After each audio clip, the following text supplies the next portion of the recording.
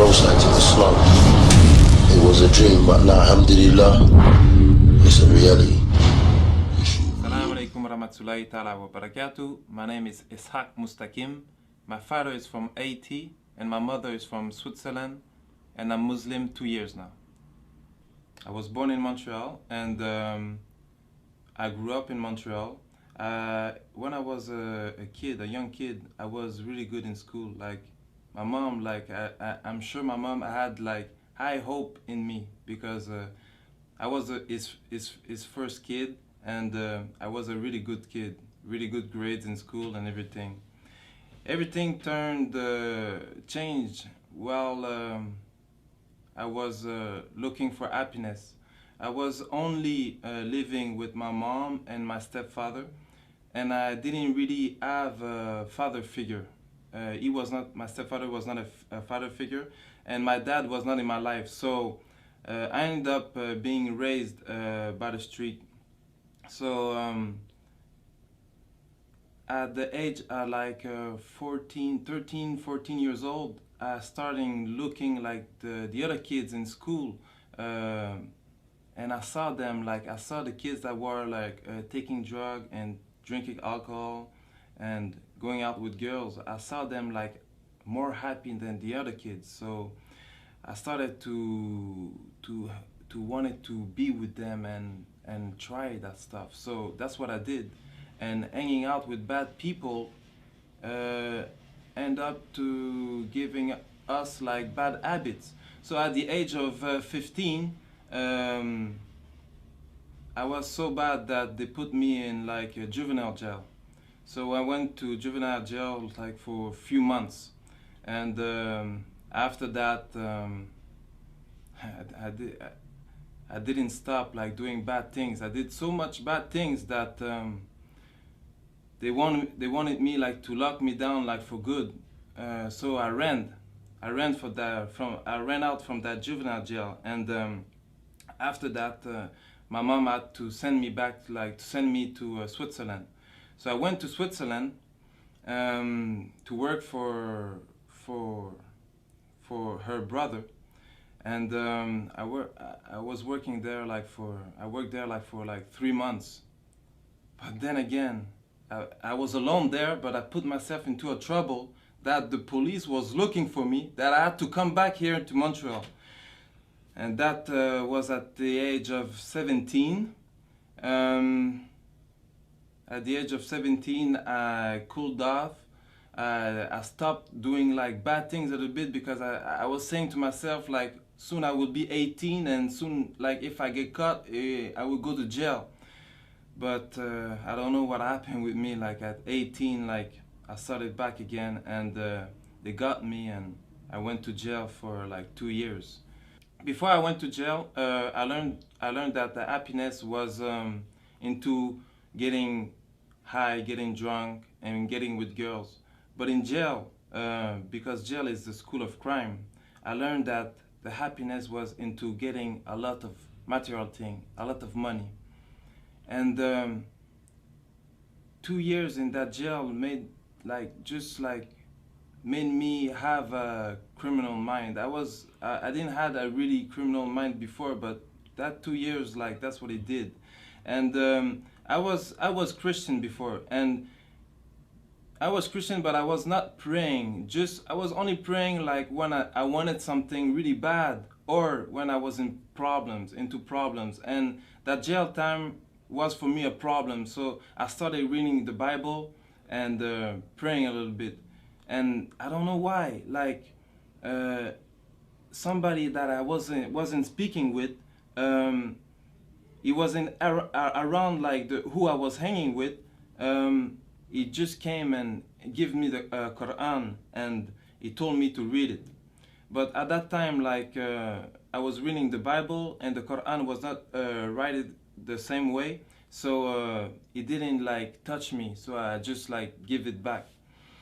After when I got out from jail, I started my mission to get money. When I got out of jail when I got out of jail is then when I started chasing the money, getting after the money. And because I had no school, and the fastest way to get money was a criminal way, that's the way I went. And in every type of way to make money, any type of like bad thing you can think, I was in it, because really my plan was getting money. And I lived like, I don't know if it's a good thing, or if some people would say it's a good thing, some people would say it's a curse, because in my life, like, I achieved like most of my goals that I wanted. And for 10 years, like, I lived that life of like luxury, that life of power and respect. So because when I say this, like, people don't really understand, so I have to make a little bit like of explain a little bit. Like when I say like I had the things that most people, young and older, they would like to have, that I had in my life, they don't really understand, because everybody has his own perspective on like what is luxurious. So when we're talking about cars, Benzes, I had a few, BMW, Porsche, Viper, Hummer, Jaguar, Cadillac, like most of all the brands, like the big brands, that's the car that I had. Like houses, condos, but not like only like the cars like normal, like the car, because when you buy a car, it's like to make you happy, but the thing is that happiness doesn't last. So right after, like, you have to suit up the car. But after, when the car is suited up, there's nothing else to do. So you buy another car. Me at one time, like, had like 2 cars, and I was renting out like other cars just to have another change, because like I was bored. I had a house and I was living in hotel suites. It cost me like 10,000 a week just for hotel suites. So the clothes, like just the clothing, like because like when you have money, like even the money like change your style a little bit. Because before I was like I was dressing like everybody, but after that I had to like buy suits, you know, like $3,000-4,000 suits, you know. And I had like me, I was not really the type that was going like into clubs and partying.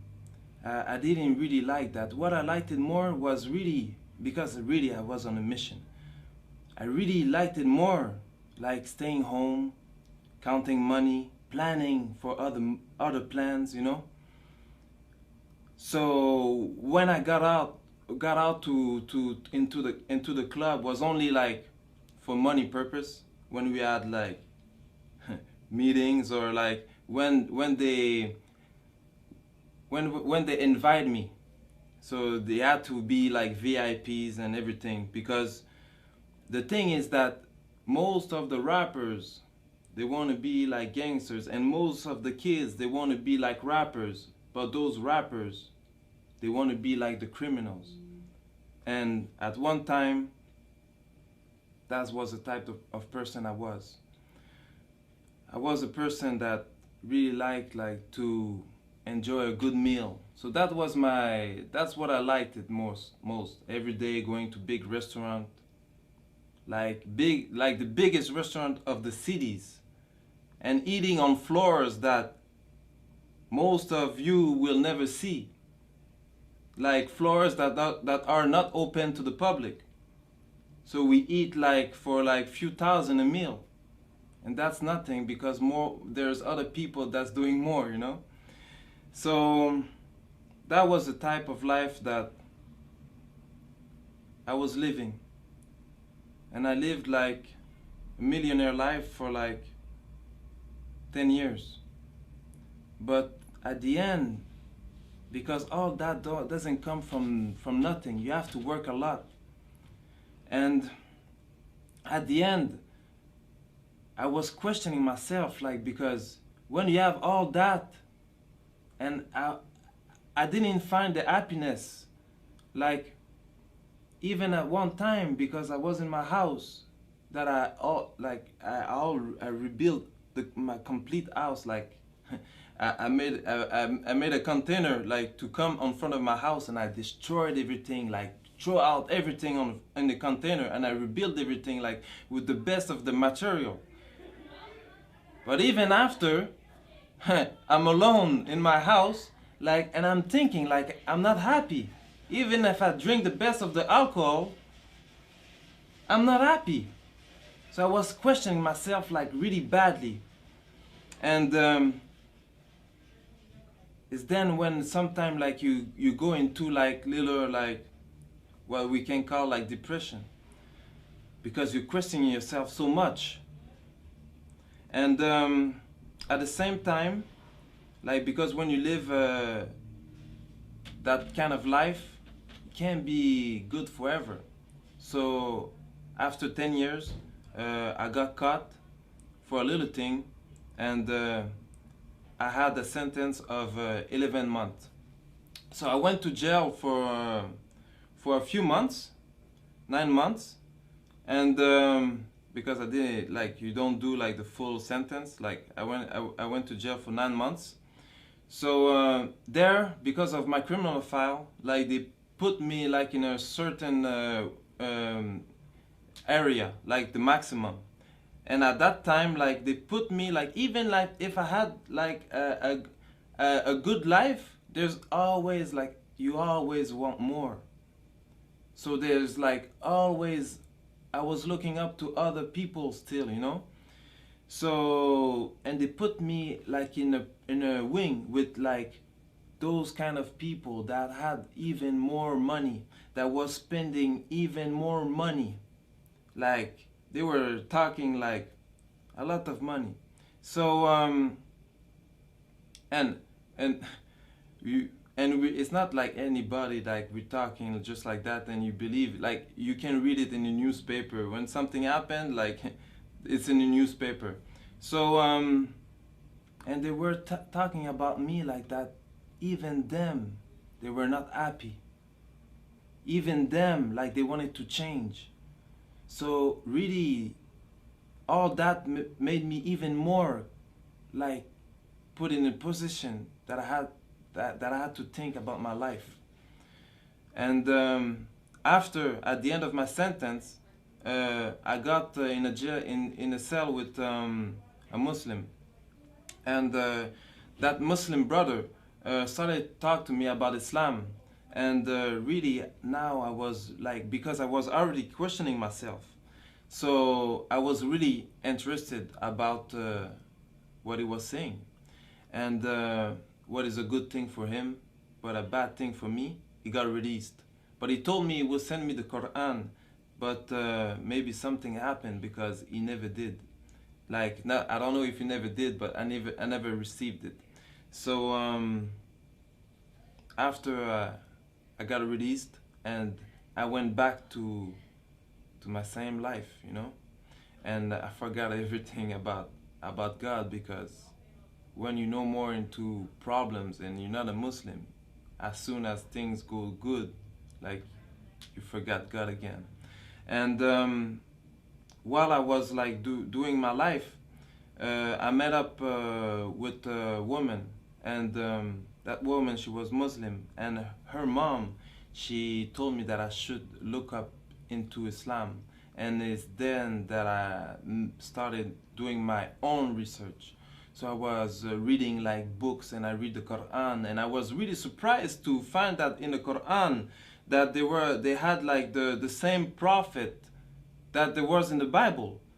Even at a point that I didn't understood how Muslim will understand the Quran, because in the Bible they have like the beginning of the story, and the Quran just completed it. So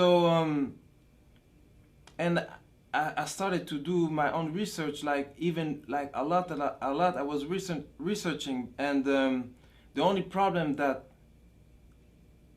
I end up having is like that, because as a Christian you have to believe that Jesus is the Son of God, and if you don't believe this, you go to hell, and if you believe it, you go to paradise. And I didn't want it to go to hell for nothing.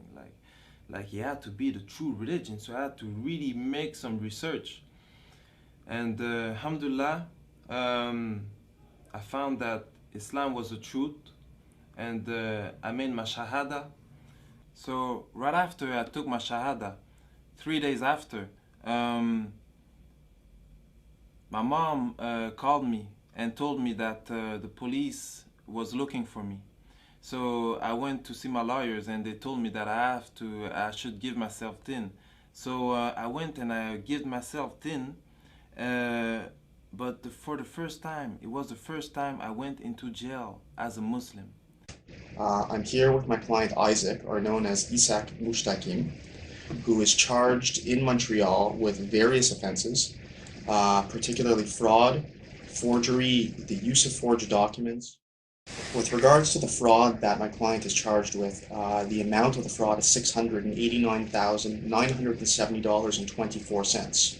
This would occurred in the year of 2006 over a 3-month period between the months of May and September. But there's a different side to Isaac that we know and that we've come across. Since his arrest, since these events, Isaac has completely turned his life around. I mean, notwithstanding this criminal record, breaking and entering, conspiracy to commit a criminal act, robbery, assault, mischief, intentional impersonation, the list goes on and on. Notwithstanding all of this, this individual has completely changed himself. He is no longer the person that he was when he was younger. He's married. He had a tough life. He grew up on the street. He grew up a life of crime and violence. That's no longer the person he is. He's married. He's a contributing member of society. He has a stable job. We have letters of recommendation from his employers. He's found religion. He's converted to Islam, and he's very observant of that. He commits himself to do charity work on a purely volunteer basis. No one has asked him to do this, and these are all signs of someone that has seen the process, seen that crime is not a life that he has chosen, and he has clearly indicated that he wants to be a contributing member of society, and that advice. What advice have you got to Muslims and non-Muslims regarding Islam? But because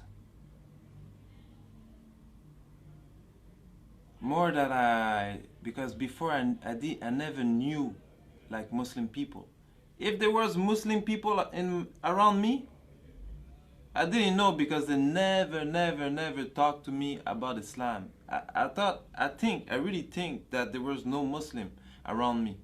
But now that I'm a Muslim and I'm just like hanging out with Muslim and seeing Muslim, there's a thing that really like get me sad, is because me, before, I used to like a lot of I used to like a lot the tattoos, and on my head a tattoo get money. But more that I see little kids, like young kids, young Muslim, I realize that they have the same tattoo that I have, but not on their head.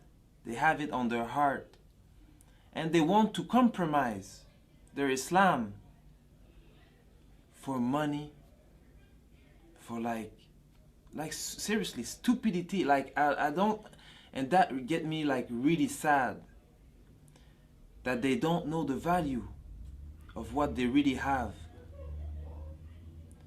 because Islam gives me an happiness that everything that I had in my life, like all the money, the girls, because with a lot of money comes the girls, the money, the girls, the house, the condo, like all that life never give me a happiness that I have today.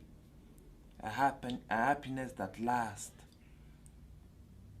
And for the non-Muslim, seriously, before, like I didn't know nothing. For real, me, before, I will never thought I will be a Muslim. Never. Never. So seriously, like, what they're showing, like, in the media, because we all think like, we think like Muslim is like crazy people with beard that want to blow themselves up. Like, I don't understand. Like, what you see in the media is not the real thing. Really, if you want to learn something, you open the book and you read. And before, I used to not read, never read. But seriously, when you read about Islam, it's the best thing that you can learn. And even if you're not interested about changing your religion or getting a religion, at least just read it for like education. Just read it so you know what they're talking about. Why so much people are turning into Islam? Why? You have to question yourself, like, because everybody has a brain. Maybe you believe there's a God or not. I believe there's a God, and a God like give us a brain, and the brain is to think. So I just ask you to think by yourself. Don't think like don't just follow what the media gives you. Like, think by yourself and read. Like, read the Quran. There's translation of the Quran in French, in English, in all the language.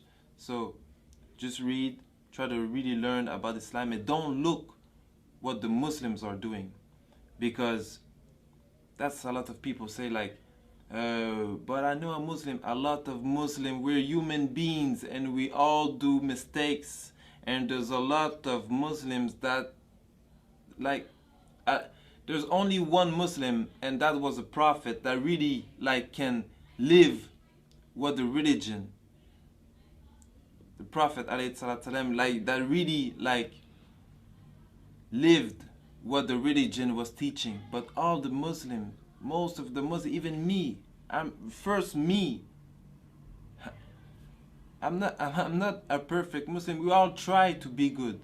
We all try, but you can't learn the religion by looking at me or hearing what I'm saying. So that's why I'm saying, go read the Quran and learn about Islam from its source. And I want to say Jazakallahu khair to Roadside to Islam. Assalamu alaikum wa rahmatullahi ta'ala wa barakatuh.